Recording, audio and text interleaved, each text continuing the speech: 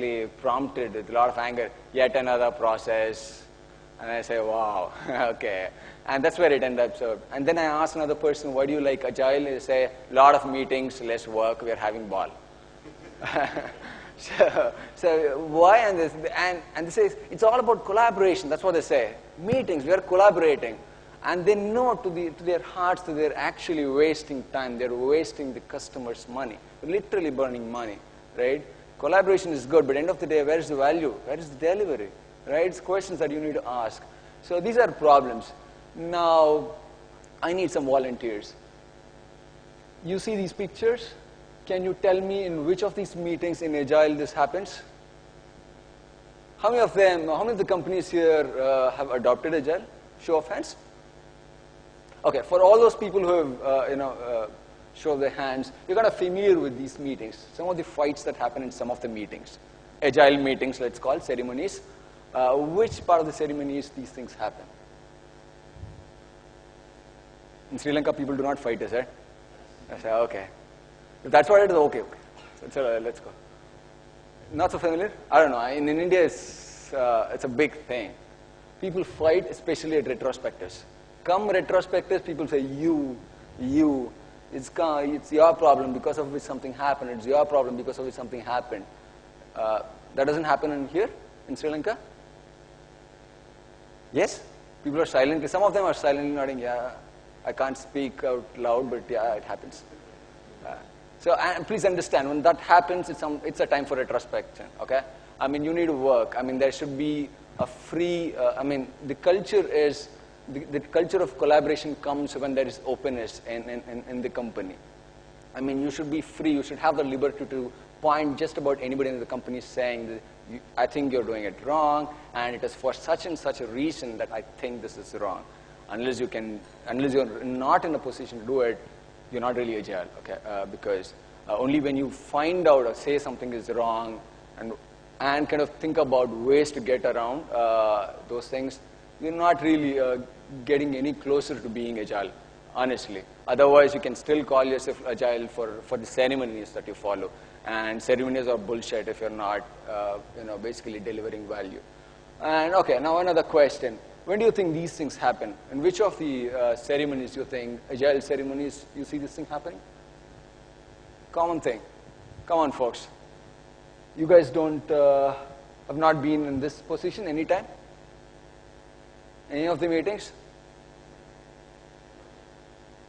Okay, this time, yeah, correct. But I want these people who are so soft and silent to basically speak out.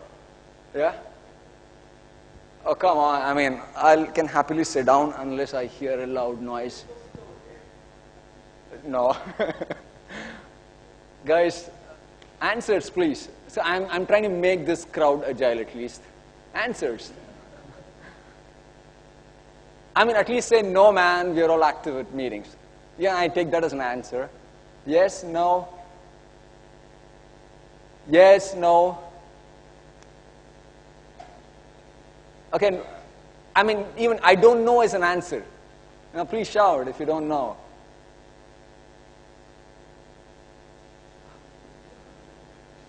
Can we close the session? No, that's a feedback for me, right? If nobody is going to answer, it's a feedback saying, okay, man, let's move on. If that's what it is, you've paid money for this conference and you have come. Getting value out of me is in your hands, honestly. I gave this thing in the beginning. So I can close my session and say I'm done with it. One last poll again. Tell me, please, guys, be honest. In which agile ceremony does this happen?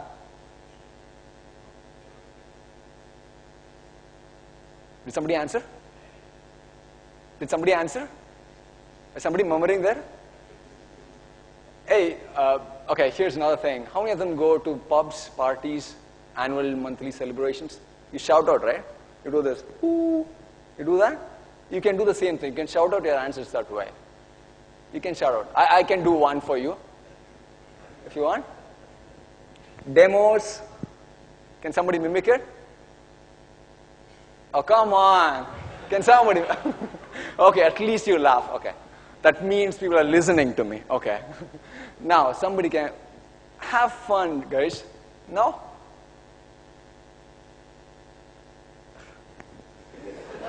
Okay. I gave one answer, demos. The other one, please. Okay, somewhere. There is some progress. Nice. Okay, so what's the solution? One thing is, there are many things. One thing, first and foremost, is try time boxing your meetings, and you would at least, reduce the amount of wastage. And there is more you can do, for which you can have to call me as a consultant, right? So the other thing that happens in a company is working late hours. Working late hours might look like this, but in reality it is like this, right? So in one of the earlier companies where it was not agile, but I loved the managing director for his strong vision against working late nights. He used to say, if you're working late nights, it means you're inefficient. For what can be done in 8 hours' time, if you're spending more hours in office, it means you're inefficient. And I do not want inefficient people at offices. He did this. And, the managers or whoever, the upper management, had their own excuses to still call this have working late hours, but it didn't really produce a result. I'm talking this out of experience.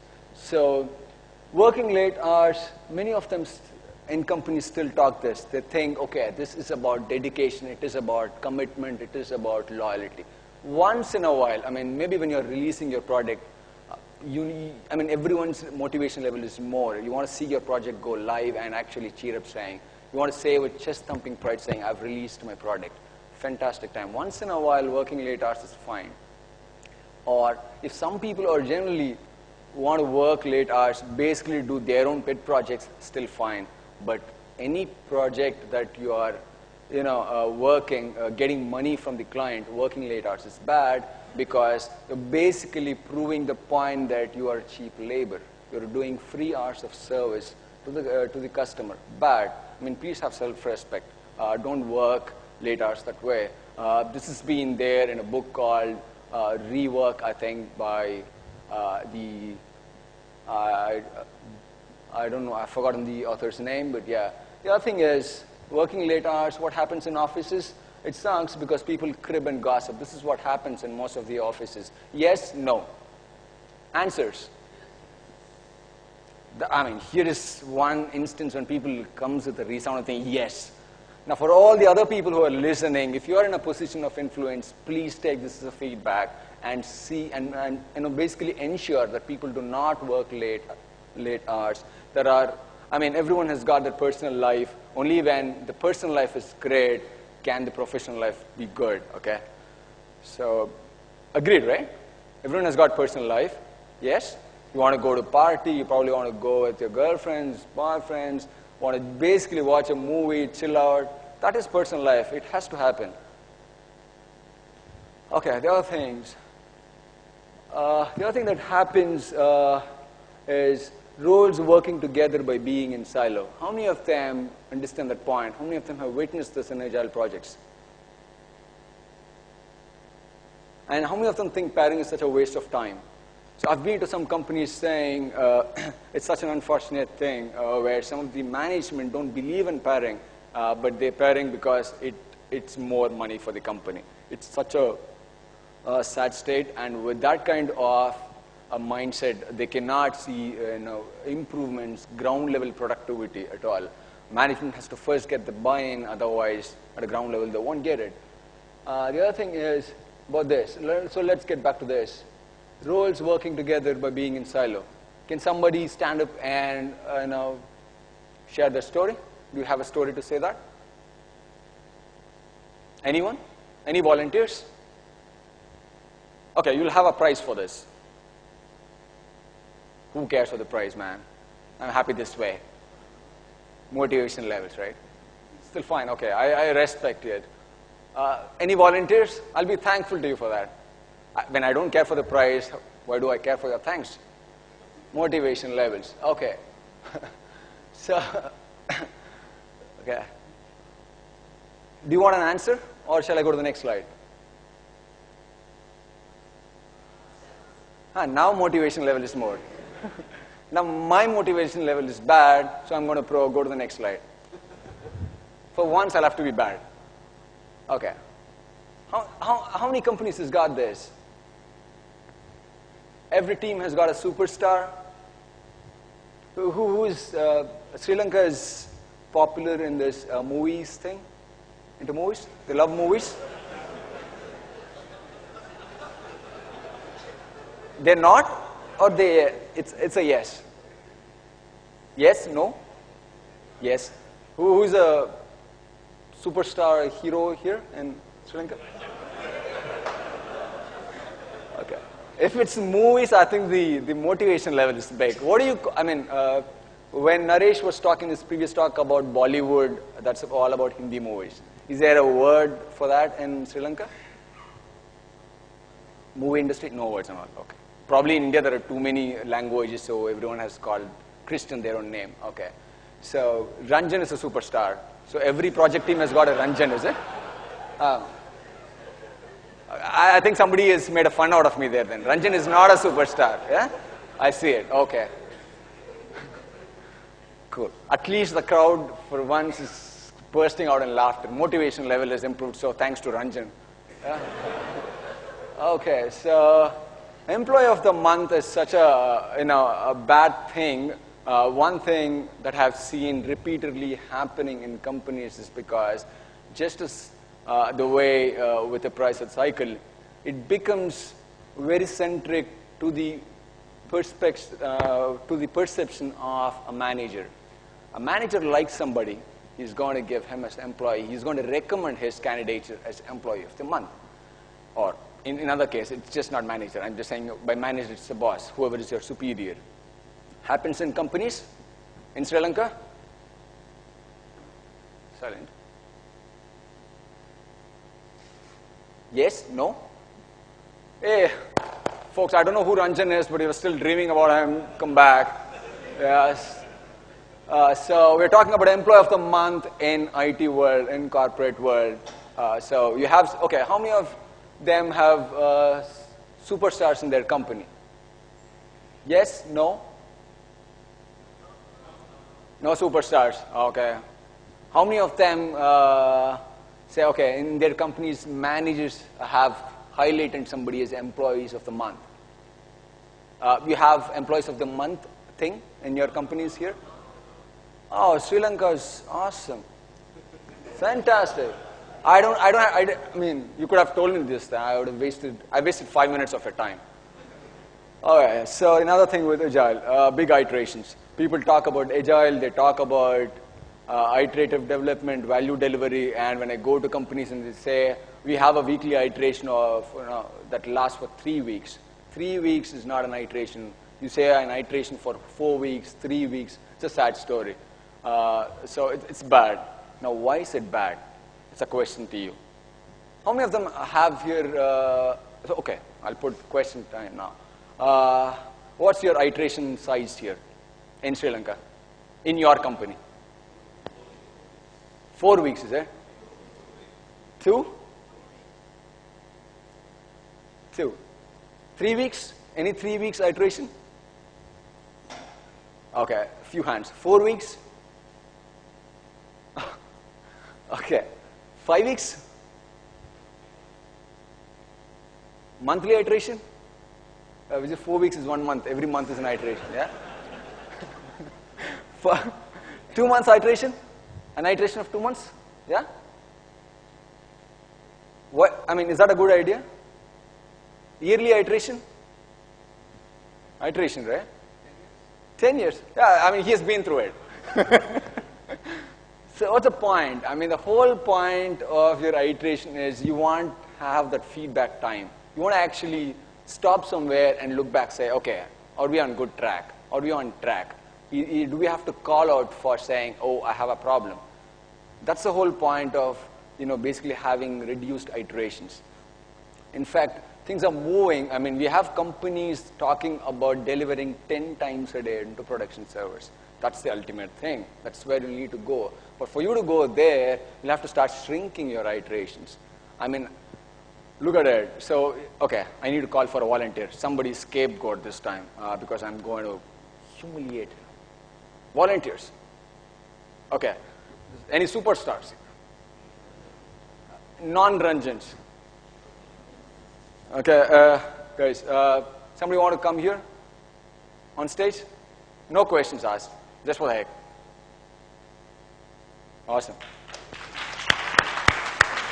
Awesome, thank you. Okay, so what do you plan to do for the next, I mean, can you say what you're going to do for the next 1 month or next 4 weeks? Did you notice that reaction? The first thing is you said no questions asked. That's why I can't. I'm bad guy. So I'm a bad guy. So this is what happens in a project as well, right? Customer says, yeah. And then he realizes, oh, I need this thing, I need those things. So a typical customer, yeah? Okay, so.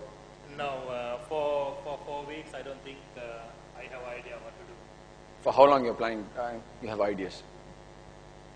Probably for the end of the day. You see that? That's realistic. I mean, for all those people who think it's wrong, that generally is the case.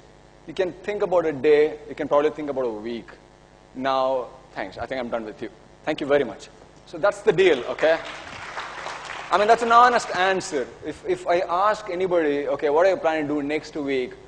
Typical things. I mean, just think about your real life thing. When your friend picks up a call and say, hey, can we talk, can we catch up next week? What's your answer? Dude, I'm not really sure what's there for next week. Yeah, if there is something, you say yes, otherwise no, but you generally decide. When somebody asks you a question, what are your plans for next week? You say, I'm open. Basically because you don't know what you're going to do next week. Agreed? Yes? We all have gone through this. Somebody call and say, okay, unless somebody whom we don't like happens to call us and say, next week, what are your plans? Oh, next week I'm very busy. And next week I'm just too busy. If for nothing, can always push it in the office. Office, lots of work. I need to work overtime at office. You would actually be partying elsewhere, right? So in project, typically, have your iterations small. Best, I mean, or ideally, have it a weekly iterations. I'd been in a 2-week iterations, and then I used to kind of wonder how the other projects was talking about 1-week iteration. And I was very surprised. Life became much easier when it was a weekly iteration.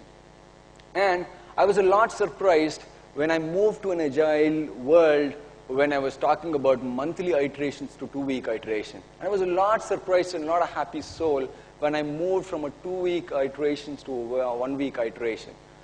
That's reality. And I've been to a time when we started adopting Kanban, where we do not talk about iterations even, we just talk about what are we going to do today. So I was a more happy soul. Okay, I stand up today, I go look at the card, okay, what is that I'm going to do today? That's the best thing, right? That's all Agile is all about. You do something, deliver it. Agreed? Yes? So how many of them are going to go back and then, yeah, I'll come down. How many of them planning to go back and think about, deciding your iteration sizes? That's not my job, yeah? I mean, you just have to realize and basically discuss things at your project. Now I'll take your question, please. Yeah?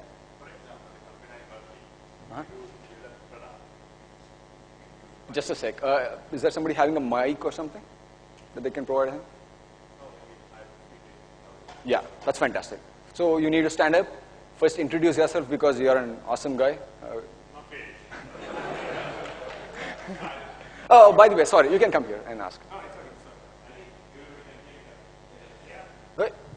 When I talk, you guys said, hey, I can't hear you, sorry. Please. You're a native of Sri Lanka, is it? Sorry? You're a native of Sri Lanka? Yeah, I'm Sri Lanka. I see the bias. Okay. No. Okay. But the company that I work Is it working? It's not working, dude. it doesn't work.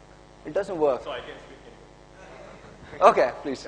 The company that I work in, we work in distributed teams. Uh-huh. So we have colleagues working in different parts of the world, and that means we have time zone differences. And then which is being used by different parts of the world. Okay. So if you think about shorter iterations, what happens is we need to get feedback, but we can't get it from one particular customer. So we need to have a kind of generalized solution. And also we need to, since we are working with the distributed team, we do have hands-on challenges as well. So if you go for a shorter iteration like 1 week, it might be really challenging even to get the requirements and do a solution within that shorter period. So do you think that depending on the context, maybe we can go for shorter iterations, but sometimes we need to go kind of a longer iterations than that. Okay, just to answer this question, so I've worked in a distributed team like this, and we still worked in a weekly iteration. But because I do not know context at a ground level what you're talking about, I cannot comment on it. But then I'm still leaving things to you because you're the best guy. People on ground is the one who can kind of take a decision. What's your week iteration size at this point in time? At the moment, we do have 4 weeks iteration. It's a 4-week iteration. Yeah. So you're talking about getting feedback, correct? Yes. When do you get your feedback? You finish your iteration after 4 weeks, you show a demo, and when do you get your feedback? If you want to get feedback, it's not only during the iteration demos. I don't know whether I'm taking too much of time. No, please no. It's not only within the demos. We do have continuous feedback with the customers, but again, it's not one particular customer we are talking about. We do get information from different regions, and we try to generalize it, and then try to build the product according to when we should cater all the regions. Okay, cool. So just to answer, rephrase your statement, you do get feedbacks continuously, not necessarily after your demo, exactly. Right? So long as you get your feedback and you're working on it, your job is done. So that's the whole point of completing your iteration and then doing a demo, correct? Yeah. So my point is that. Thanks. So the whole point or idea of Agile or the iteration thing is that, correct? You complete an iteration, you show a demo to your customer, and then you get their feedback and then throw it down. So here's the deal. Most of the time when you show a demo to a customer, that's when something strikes at a customer. It strikes to the customer. Again, a customer is a human being. He is not a superstar. You'll have to understand this. So when you show something to a customer, when customer sees it, he gets a different idea. Maybe things are correct, you have just developed things the way he asked for, but he thinks things could have been way better if things were to be changed. Some of those things change. Maybe UI, maybe the user experience, maybe the functionality and all this stuff. That's the whole point of having an iteration or an iteration demos. So the faster you get a feedback, the better you are at producing greater value. Agreed? So which is a reason why I'm saying please shorter your iteration length. So in his case where he's saying they've got customers, different customers from whom they get feedback at regular intervals, not necessarily at the end of an iteration. It's a fantastic thing because so long as they're getting feedback and they're working on it within an iteration, they've got their job, they are agile. Change priorities. So this is another thing. So even intermittently when you were to show some demos, or in the meantime, when something happens, customer, again, is a human being. Customer is king, but then he's not Brahma. He's not the know-all guy. You work, you show something to a customer, and then customer suddenly feels something is a priority. He shows back, say, okay, this is an important thing. Midway through a demo or midway through an iteration, the team kind of rejects it. Right? That's not agile. So what? It's about progressing. It's about deciding what's the high priority thing. If priority changes, accept it. Doesn't this happen in your personal life? Don't we take these changes in our personal life? We take, okay, this is what we're going to do, but when some priorities change, we do changes. Agreed? Yes? All in our personal life, we do not stick to our plans. Agreed? We think of doing something else, but something else happens, and then we just do it. Right? Why not apply the same thing in principle in your project life? Which is what Agile is talking about. It's not about sticking to contracts. It's not about abusing your customer. It is about understanding each other. Now, when you actually do this thing, engage with your customer at this level, you see that a collaboration improves. You see that the trust level amongst stakeholders improves big time. At least this has been my experience. Every time we have done this thing, the engagement was a successful thing. Okay. Is this self-explanatory? Documentation. By the way, this is a quiz. Documentation. What is your call on it? What is your take on it? Hey, there are just two images and one statement, and I've read the question for you. Now you cannot stay silent. Okay, so what is your call on documentation? How do you say it? You are not allowed, sorry. This table not allowed, no. I still leave it to them. First, let them talk. Anything is okay. Whatever you think documentation is and then you want to shoot about it, it's still fine.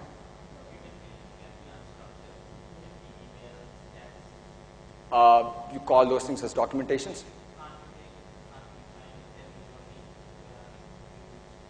Okay, I don't consider emails and all those things as documentation. Okay. Okay.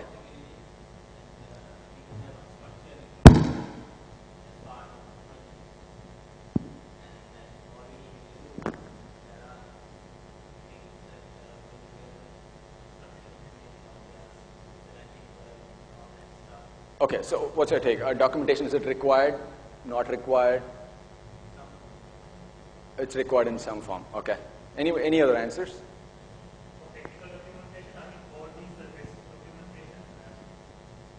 For technical stuff, for the users, I think your product to be the documentation itself.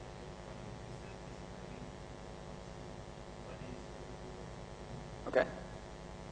Any other answers?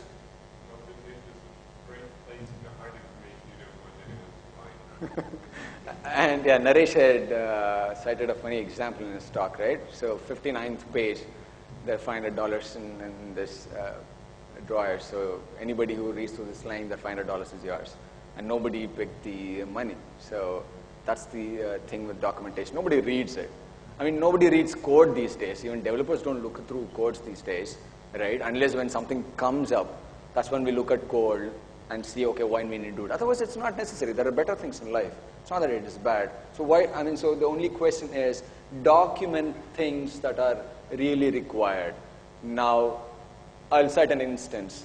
So we have this, for instance, your comments in your code, more often than not, it's bad. Somebody would cite it as a documentation. More often than not, it's a bad thing. Now, the other case, typically, when people go into the Agile thing, I've seen in projects where they say, when somebody new person comes into a project, what needs to be installed? How does a dev box needs to be set up? There's no documentation. People say Agile, just work with somebody and then do it. That's actually a bad thing, in my opinion. Atlassian, GitHub, or classical companies that have documentation for all these things. If somebody has gone through presentations, I think, I do not know about the guy, but there's a guy who said documentation is still, part and parcel of their life, but they document what is required, right? Atlassian documents basically some of these things in their wikis. And if you look at many of the open source tools, the way they are managed, they've got these wikis. GitHub even has got this wiki thing. So document what is required. Some of the thumb rules. If you have, for instance, somebody coming up in a project, for instance, and they're struggling with something, and you have to explain him as to how something needs to work through things. One person probably is a signal where maybe you need to have a single source of truth. Another person do it. Make sure, okay, at this point in time, at least he documents these stuff because you don't have to repeat these things again and again and again. That basically is my call. Metrics-driven development. Again, a common thing we all see in companies, Agile companies, everyone talks, okay, what's metrics? I need this thing because I need to show productivity. I need to say, okay, we are extremely productive. We have been improving. We have been much better than this, than what we are. How many of them have witnessed this in their companies? Metrics-driven. Metrics-driven development. Last 15 minutes. Thanks. Nobody asked for metrics in your companies? The top management in your companies, they don't ask for metrics? They don't? Okay. What's the job portal you said? Great job portal in Sri Lanka? Top? Something, right? Somebody just write it down on paper because I'm planning to apply. Because nobody look for metrics, it's a cool thing. Right? So, okay, I'll tell you some examples what happened in the job world, right? Velocity. something that I have seen often in the Agile world. People check for velocity.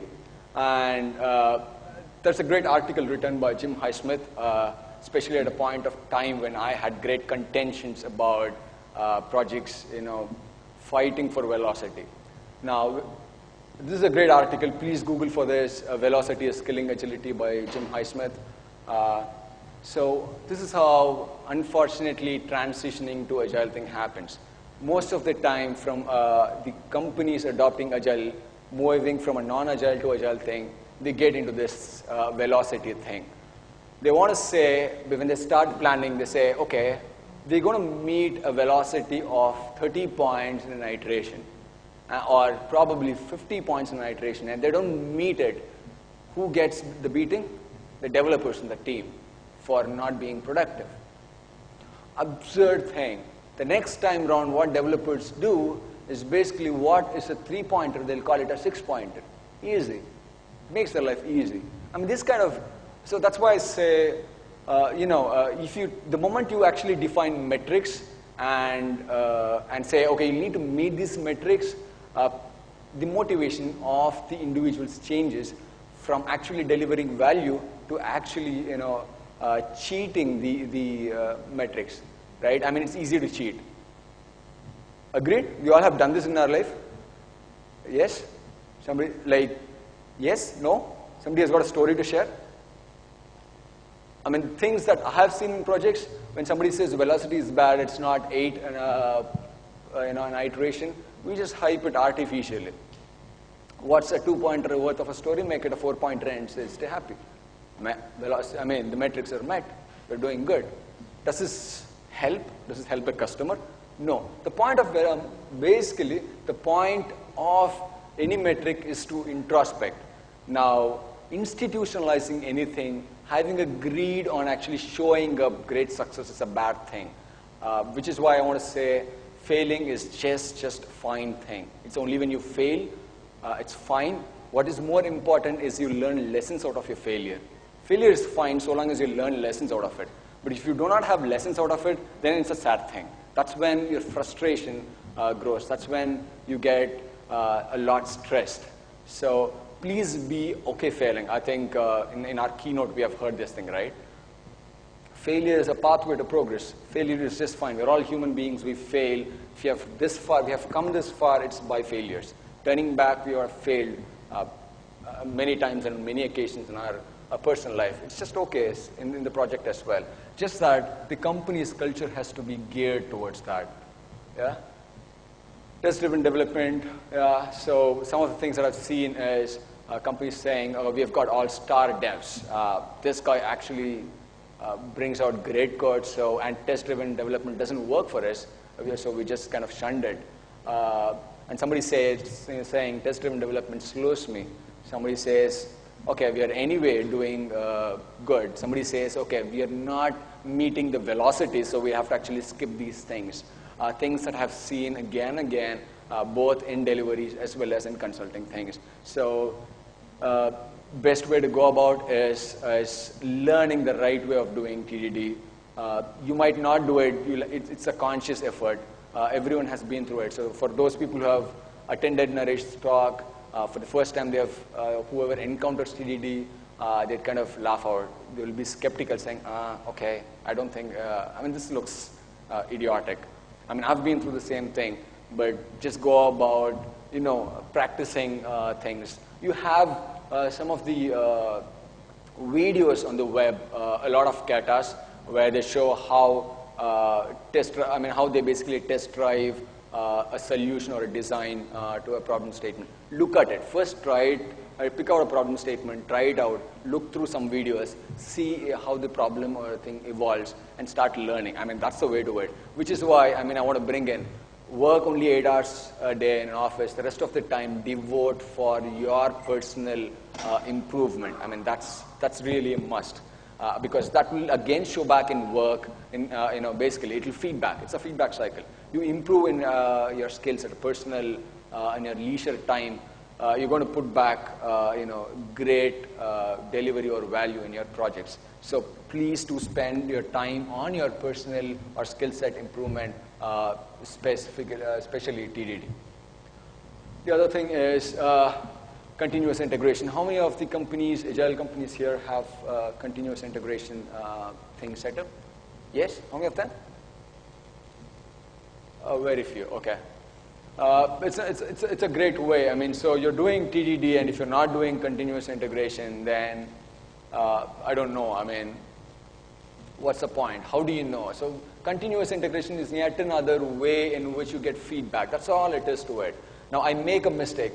Here is one thing that I can share from my personal experience. The time I thought something is just silly, I pretty much know, okay, this is not going to break anything, and I've not written a unit test and then I've committed it. It has, or probably, yeah, I mean, I've not run the unit test and then pushed the code. I mean, 9 times on 10, this continuous integration server fails. It goes red, and we have a funny way in our projects back then. When it fails, the team actually shouts, say, now who is the black sheep? And then we look at the server and say, hey, dude, you're the bad guy. Now you're going to fix that thing. And they kind of celebrate failure. Now that made me feel, good, encouraging, and at the same time feel bad. So it's a mixed emotion, and that's the way it grew. Nobody kind of, said, hey, you broke the CI, you're such a dumb guy. Nobody did it. They said, you broke it, you're going to fix this thing at this point in time, otherwise you're not going to take up the next story or next work. So that's a stopper. And the team actually focuses their attention on this guy. So that's how everyone comes back on track. This is a great idea. You don't have to, penalize the other person, but you can take it in a good manner saying, okay, the guy actually upskills, right? So have continuous integration is again about feedback. You do a code, you push it to the server, and if things break, it breaks. It's okay. The only thing is you'll have to take your lessons out of it. Most of the time, the thing that you will have is, okay, the time that you think unit tests are silly, your code base actually tells you, hey, dude, I'm not so silly. You're dumb. I'm not so easy to understand, right? You overlook your problems. So feedback is good. Do practice continuous integration. Testing pyramids, I leave it. I don't want to steal the fish from Naresh's talk, which is going to go next.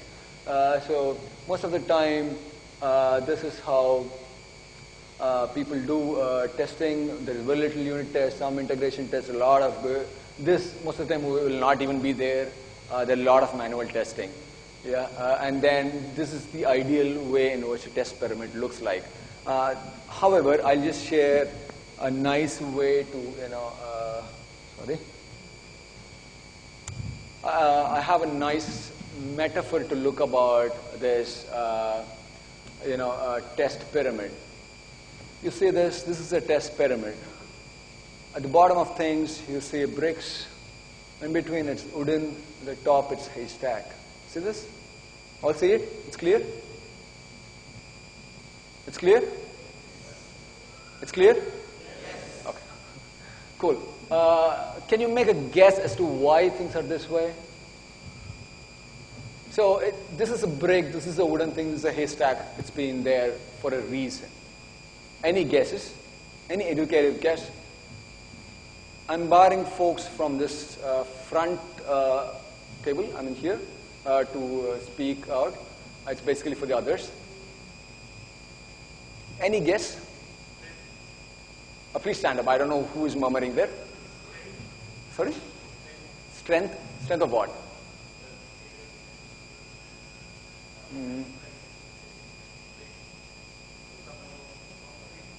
Okay. Why this wooden? Why not this hay, this brick, and this something else? Why not entirely hay? Fine. Okay. What I'll do is I'll go back to this thing. We'll just see how we mix things up. Can folks recognize what this picture is about? Yes? Yes? Okay. Who's that? Okay. You've got kids back home, is it? Okay. Understandable. Others? How many of them have got kids back home? How many of them do babysitting? How many of them do babysitting? Not my business, man. There's somebody else who's doing that at home. There is enough problems at office. Why worry about these things? Yeah? More headache. How many of them do babysitting? So for all those people who do babysitting, do they know the story? Do you tell the story to kids? Yes? Yes? Yes? Okay, so you have spoken, right? Somebody who said yes, can you please come on stage? Come on, I'm running short of time. Please, come on. Round of applause for those people, for whoever is going to come up. I think you said yes, right? Round of applause, please. Thanks. And you know the story, right?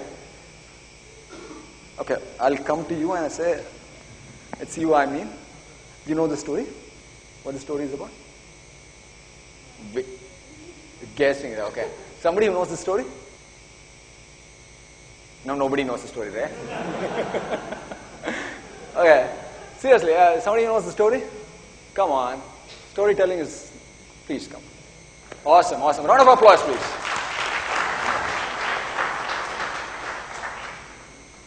Is this mic functioning? By any chance? This is what. Another round of applause, please. Awesome. The story. Yeah. Okay, so the three little pigs who went to fend for themselves, and they built houses. So the first little pig built a house of straw. And then along came the big bad wolf and said, little pig, let me in. Okay. And pig said, not by the hair of my chinny chin chin. And wolf said, then I'll huff and I'll puff and I'll blow your house down. And then he huffed and he puffed and he blew the house down. And okay, one version of the story, the wolf eats the pig, the other one, the pig runs off into the other house. Okay, so let's just assume that the wolf eats the pig. So then the wolf goes to the other house. The second little pig builds a house of sticks, and then the big bad wolf goes over and says, little pig, let me in. And the little pig says, not by the hair of my chinny chin chin. And then he says, I'll huff and I'll puff and I'll blow your house down. And he huffs and he puffs and he blows the house down and he eats the little pig. And then the third little pig builds a house of bricks. And then along comes the big bad wolf one day and says, little pig, let me in. And little pig says, not by the hair of my chinny chin chin. And then he says, the wolf says, then I'll huff and I'll puff and I'll blow your house down. And he huffs and he puffs and he huffs and he puffs and he huffs and he puffs and he huffs and he puffs, but he...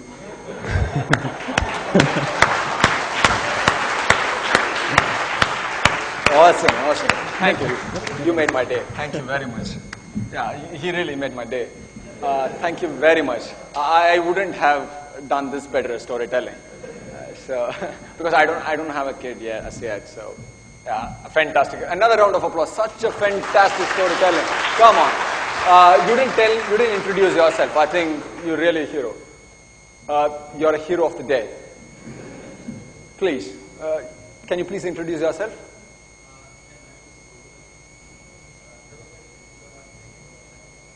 Fantastic. Thank you very much. Yeah, so that's the story. Now you might wonder why on earth I am talking about a kindergarten story to this. So it all boils down to the basics. By the way, so you've seen those? These wooden things. It's all about unit tests. Unit tests is the strength of your system. You know when something breaks, you get fastest feedback on it, right? Because the time that it takes to run thousands of unit tests, it probably takes seconds. Integration test, a little slower than that because it has to integrate, it has to talk to the other systems. It's not the slowest of all is this functional testing that you do from GUI, basically your Selenium test. And I should attribute the guy who has got this metaphor. His name is Patrick Wilson Welch. He's right now with Industrial Logic. He's done this thing years back.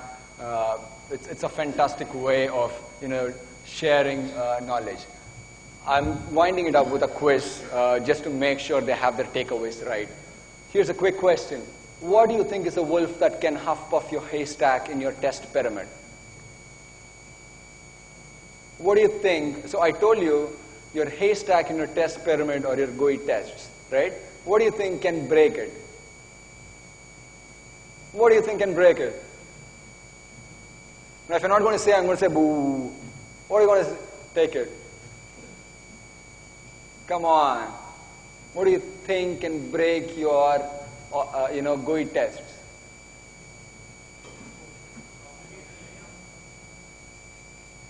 Okay. Any other answer? Okay, because it's short of time, I'll tell you this. UI is fluid, more often than not, correct? Something or other changes in UI, and if you're basing your test on something that is so fluid, it keeps on breaking, and you end up spending enormous amount of your time, energy, money, and whatnot on that. So essentially, your UI has got to be so little. GUI testing just make it so little. This is something that, again, I have learned hard way from the projects. Second thing, what do you think is the wolf? What? Okay, is the wolf that can break your wooden stack? Answers? Okay, your wooden stack is all about integration tests in your test pyramid. When an integration test fails, what does it signify from your experience? What is your experience like? Absolutely, okay. Change of interfaces, change of the other system that any change in your dependent system essentially can cause your integration test to fail, right? So when something fails, you know one of these, something on the basically the dependent system has changed, agreed? Now, third question. Who do you think is a wolf that can break, okay, your brick stack in your test pyramid? Now I'll just make things easier. I asked what in the previous two questions. In the third question, I've changed it to who. Now I'm making the answer easier. Who do you think can break your brick stack? It's a developer. So here, if your integration test fails, more often than not, it's a developer who is breaking it, and he gets a feedback, and he basically works things out, to get things right. So that's basically is the story. Now that means I'll just have my unit test in the project and not worry about anything else. Agreed? That's the moral of the story. My project with just unit test, good enough. Yes? Yes? No. Yes? Why no? Okay, so the thing is, unit test is only focusing on that portion. So something at a handshake level can break, right? And why then you have this GUI test? Basically, in my experience, I've seen that GUI tests are just smoke tests. The time when we have our smoke test, basically have as GUI test, it worked fine. Now, the question comes typically is, what defines my smoke test? Take a quick example. In your reservation system, think of a happy flow. Just have a complete automation thing from the UI so that it reaches the end system and comes back. If that fails, it is alarming. So where there is smoke, there is fire. You all have heard of this thing? Where there is smoke, there is fire. If your smoke test fails, something is really alarming, and so it calls for real attention. And more often than not, 80% of your workflows or 80% of your user actions is that happy path. So just automate that bit in a GUI. Rest of the stuff, leave it to the other things in the test pyramid. So I end my session there. I'm Tom and Jerry. I'm not going to get into it. Yeah. So here's a quick thing. You need to have fun in your project. At the same time, you need to work. You don't need just Tom. You don't need just Jerry in your project. You kind of have a mix of both. You need to have fun. You need to have fun at work, basically, right? Your motivations should be work is fun and fun is work. That's how it should end up in your project. It's not between two people. Yeah. So make sure Jerry is not the developer and Tom is the manager, or vice versa. Make sure you're having a great team. So to me, one final part again. This is for those people who think Agile is a process, or those people who see skeleton. They think process can change stuff. That doesn't happen. It's like running. When you run, for instance, any action that you do, it is your entire body working together basically working together, collaborating. That's the way it works in agile teams as well. Everyone in team works sincerely and with passion. That's what gives project success. If you still have questions, I'll take it off stage because I've run short of time. I'm done with my talk. You're all free to make fun of me now. Cool. Thank you.